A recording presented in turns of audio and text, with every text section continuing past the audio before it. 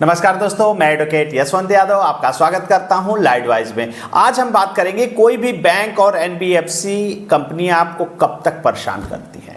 तो साफ शब्दों में जान लीजिए, कोई भी बैंक और एनबीएफसी कंपनी आपको एक दिन, एक घंटे, एक मिनट तक परेशान नहीं कर सकती, एक मिनट भी परेशान नहीं कर सकती हैं। लेकिन होता क्या है, ये गैर कानूनी तरीके से परेशान कर रहे हैं, हरास कर रहे हैं, साइकोलॉजिकल प्रेशर में ले रहे हैं, गाली गलौज कर रहे हैं, मान सम्मान खराब कर रहे हैं। क्या इनका अधिकार है?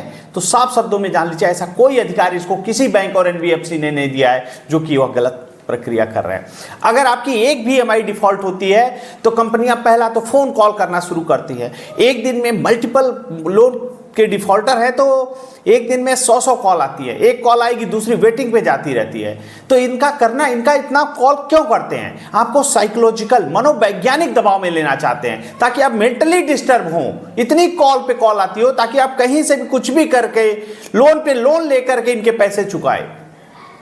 तो ऐसा कोई काम नहीं करना है। फोन नहीं उठाने पे कोई एफआईआर नहीं होता है, कोई कानूनी कार्रवाई नहीं होती है। ऐसा नहीं है कि आप फोन उठाना आपकी रिस्पॉन्सिबिलिटी है, कोई रिस्पॉन्सिबिलिटी नहीं है, कोई जरूरत नहीं है फोन उठाने की।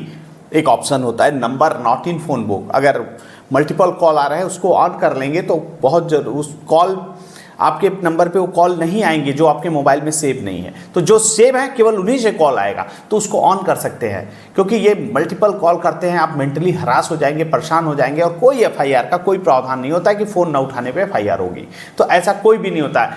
और कोई रिकवरी एजेंट, दो कौड़ी के भिखारी जिनके पास आई कार्ड, विजिट लेटर और डीआरए का लाइसेंस नहीं है, जो कमीशन बेस पे होते हैं, केवल कमीशन पे आते हैं, उनके पास आपको डराते हैं, धमकाते हैं। तो इनके गैर कानूनी तरीका जो होता है ये गलत है। कोई भी रिकवरी एजेंट आता है पहले उससे पूछा आई कार्ड है, हाँ या ना है।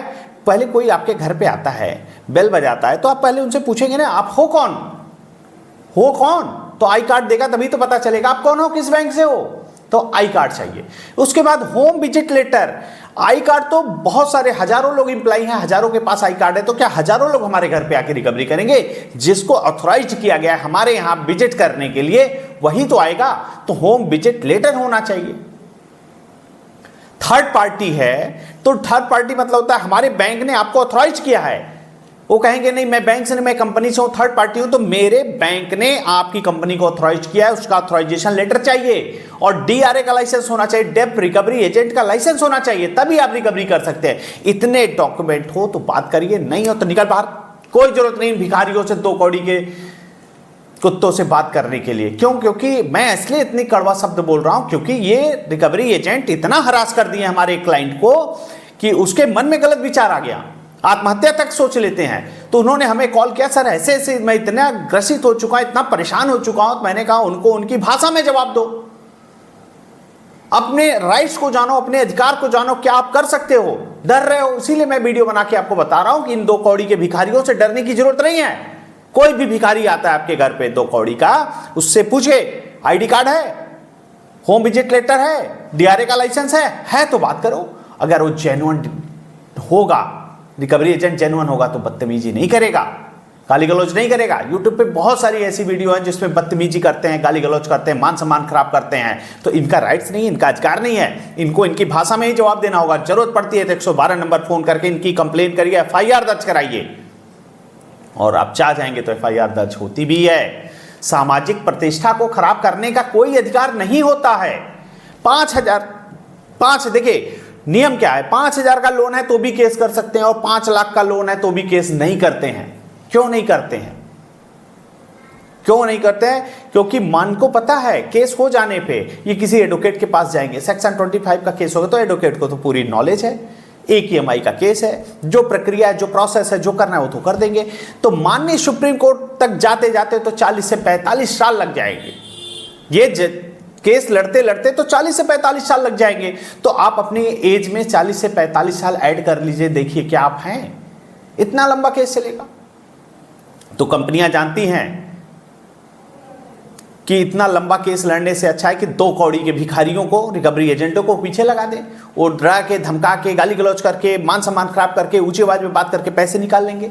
और कमीशन होता है इनका, कोई इंसेंटिव जिसे कहते हैं, बस ये कमीशन बेस पे होते हैं फर्जी वाले। इनका कोई सैलरी नहीं होता है, केवल कमीशन पे होती है, अपने कमीशन के लिए ऐसा परेशान है।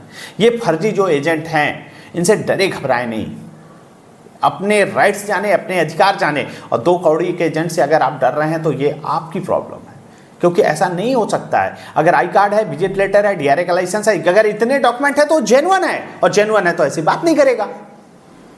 अगर जेन्युइन, ज़्यादातर तो ये 90% तो फर्जी ही होते हैं। एक दिन रिकवरी एजेंट के साथ घूम लिए, 2 दिन घूम लिए, फिर बन गए रिकवरी एजेंट। कंपनियां कर क्या सकती है? चेक बाउंस का केस कर सके, अगर आपने चेक दे रखा है तो चेक बाउंस का केस कर सकती है, ईसीएस बाउंस का केस कर सकती हैं। लेकिन चेक बाउंस और ईसीएस बाउंस का केस करेंगे तब करेंगे जब आपका अकाउंट एनपीए में जाएगा, नॉन परफॉर्मिंग एसेट में जाएगा, एनपीए में जाएगा, तभी केस कर सकते हैं ईसीएस बाउंस का। लेकिन क्रेडिट कार्ड में तो ये ईसीएस बाउंस का केस भी नहीं कर सकते, कभी नहीं कर सकते, 3 साल के बाद भी नहीं कर सकते। क्यों? क्योंकि क्रेडिट कार्ड में ज़्यादातर मैंने देखा है, क्रेडिट कार्ड में तो ईसीएस का ऑप्शन ही होता है, ईसीएस एक्टिवेट ही नहीं करते हैं। तो ईसीएस नहीं एक्टिवेट करते हैं तो उसमें सेक्शन 25 का केस नहीं हो सकता। कर क्या सकते हैं? आर्बिट्रेशन की प्रक्रिया करते हैं, और जरूर करते हैं। तो आर्बिट्रेशन की प्रक्रिया करते हैं तो आपको आर्बिट्रेशन का आपत्ति पत्र, ऑब्जेक्शन लेटर माननीय सुप्रीम कोर्ट के जजमेंट का हवाला देते हुए, उसकी कॉपी को अटैच करते हुए उसको मजबूत ड्राफ्ट बना के दे दीजिए, ताकि आर्बिट्रेशन की प्रक्रिया ही समाप्त हो जाए। आर्बिट्रेशन की प्रक्रिया, आर्बिट्रेशन एंड कंसोलिडेशन एक्ट 1996 में साफ शब्दों में बताया गया है, आर्बिट्रेशन की प्रक्रिया दोनों की सहमति से होना जरूरी है। यदि आपकी सहमत नहीं है तो उसके द्वारा जारी किए गए अवार्ड को भी शून्य मान लिया जाएगा। तो आपकी सहमत नहीं है, आपने आपत्ति दर्ज कराई है, तो ऑब्जेक्शन हो गया तो खारिज हो जाएगा, वो तो टिकेगा ही नहीं आर्बिट्रेशन।